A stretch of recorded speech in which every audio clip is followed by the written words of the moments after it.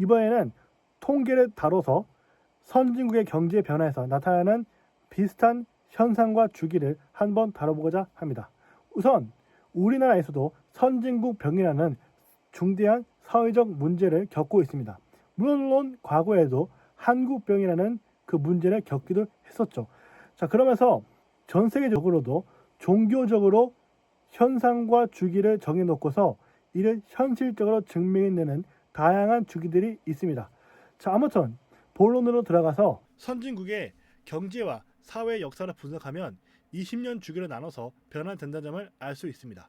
미국의 최소 1900년대부터 유럽에서 들어온 이민자 집단으로 사회가 형성되었던 시기였었고 40년대에는 세계대전 이후에 전후호황을 맞이하던 시대였습니다.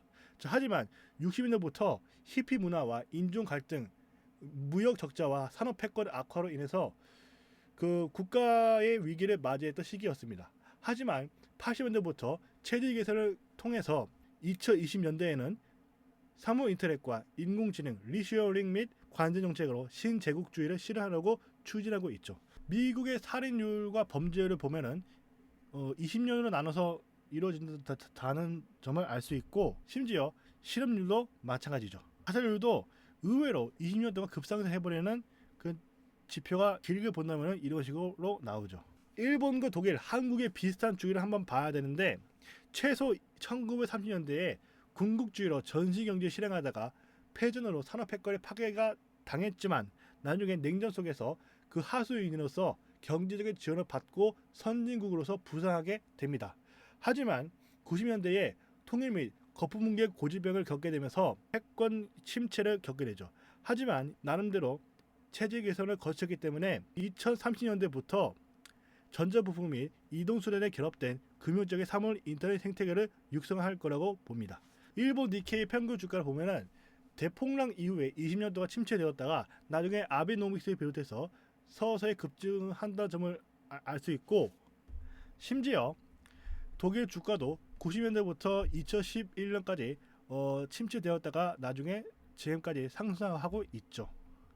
자, 그러면서 독일 실업률도 이런 식으로 나눠진다는 점을 알 수 있고 일본의 실업률도 당연히 그러합니다.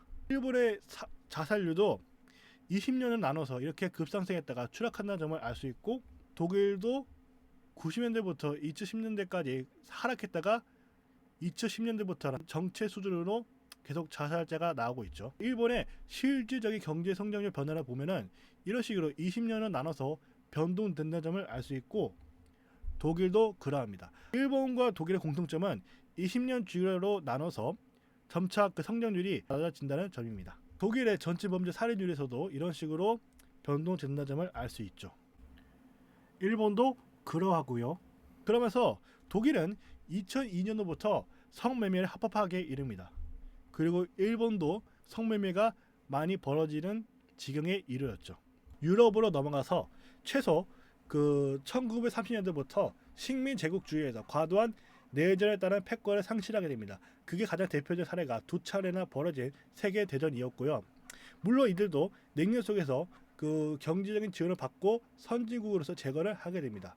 하지만 70년대부터 고부가치 대규모 사업 확장을 하는데 실패하게 되고 오일 쇼크에 따른 침체를 맞게 됩니다. 그러면서 이들은 90년대부터 변화의 권력을 거부하고 또한 탈물질적으로 외교, 금융, 지식, 마케팅, 관광 사업으로 먹고 사는 지경에 이르게 되죠. 그러면서 그 지금까지 급부상했던 중국을 담보로 자신들의 외교적인 패권을 강화하려고 했었습니다.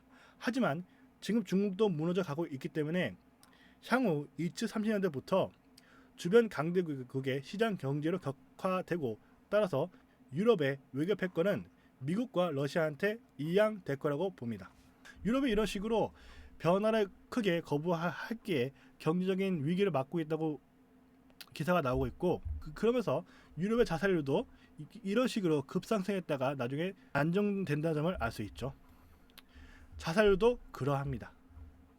자, 범죄율에서도 20년을 나눠서 변화된다는 점을 알 수 있습니다. 러시아가 80년대에 개방 정책을 했다가 사회적인 여론과 생태계의 혼란에 말리게 되면서 90년대에 경제 사회적 침체를 크게 겪었다가 2000년대에 독재를 이용한 경제 경영 제공 및 자원 수출의 호황을 맞이하게 되죠. 2020년에 들어서서 자주적으로 내수 시장을 구축하고 미국 트럼프 세력에 협력하려는 시도를 하고 있습니다. 러시아의 실업률도 20년 가까이 크게 변동했다가 2010년대부터 안정화되기 시작했고 범죄율도 그러합니다. 또한 GDP 성장률도 이를 증명하고 있죠. 여기서 미국에 경쟁하는 중국의 흥망성쇠를 한번 알아봐야 되는데 60년대부터 문화 대혁명으로 과거의 경제 생태계까지 박살낸 대숙청을 벌였지만 80년대부터 등소벽의 계약 개방을 통해서 소련을 견제하기 위한 핑퐁 외교로 세계의 공장으로 고도 성장해보게 됩니다. 지금까지 전 세계의 시장 경제 주도하는 호황을 누리게 되면서 미국과 주변의 강대국을 위협하는 지경에 이르렀죠.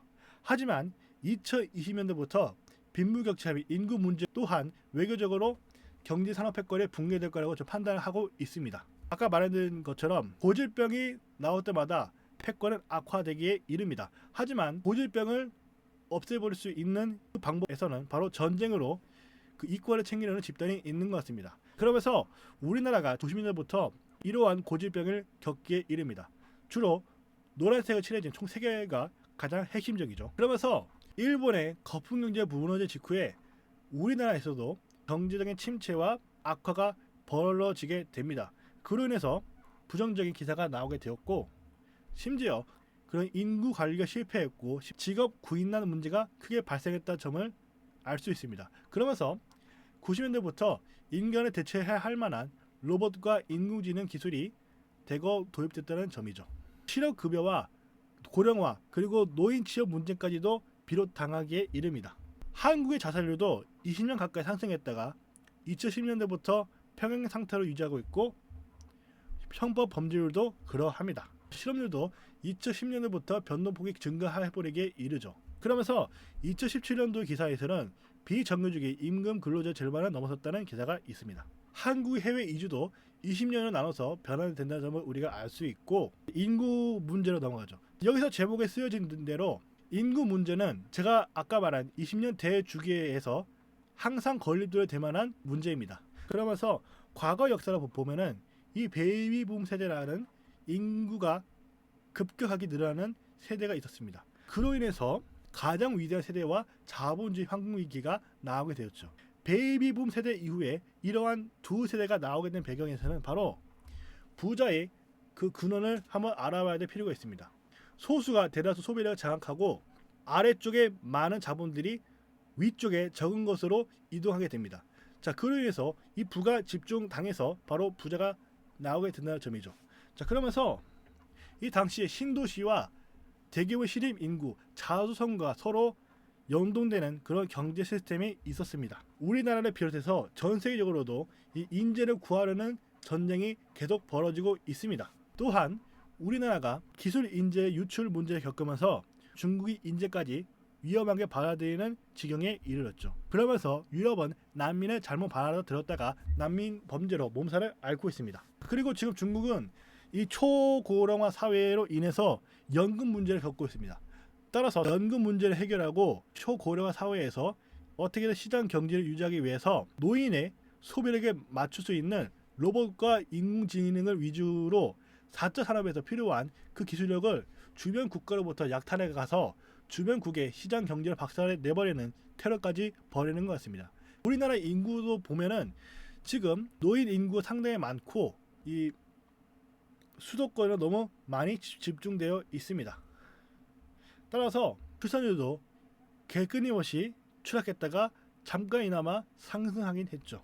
고령 인구가 이런 식으로 급증하면서 노후가 없는 오로지 일만 하는 노인들도 늘어나고 있습니다. 2020년대에 중국발 경제 불황에 따른 고질병까지 해결이 된 2050년대부터 한국의 미래는 어쩌면 이런 식으로 사이보그와 실버 시장 그리고 AI 또는 로봇을 이용한 최첨단 사회로 갈 거라고 보고 있습니다. 우리나라 기업 인사 담당자들도 저출산 고령화로 11년 이내에 경제 위기가 올 거라고 판단하고 있죠. 물론 이 고질병 시기 때에 해결하지 못해서 이런 식으로 해치가 되어버린 국가가 여럿 있습니다. 고질병을 벗어난 선진국은 내수보다 해외 시장에 몰두하게 됩니다. 이런 식으로 해외 시장으로서 큰 역할을 하고 있는 국가들이죠. 그러면서 일본과 독일은 과거 호황기 때 모아놓은 돈으로 금융 자산을 많이 확보해놔서 비록 제조업 패권에 일어서도 금융으로 먹고 사는 지경에 이르고 있습니다. 하지만 그럼에도 내수 시장은 크게 확장이 되지 않는 함정에 빠져 있죠. 유럽이 산업과 군사 패권을 잃어도 어떻게 경제를 유지했을까라는 점인데, 저는 이런 식으로 총 5가지로 나눠서 유럽이 지금까지 경제 패권을 유지하고 있다고 봅니다. 아무튼 우리나라가 불황을 탈출해서 경제적인 이득과 지속적인 성장을 하려면은 전쟁으로 큰 이득을 봐야 되고, 심지어 체질 개선 과정에서 강력하게 구조 조정을 해야 한다고 판단하고 있습니다. 끝까지 시청해 주셔서 감사합니다. 여러분의 후원을 기다리도록 하겠습니다.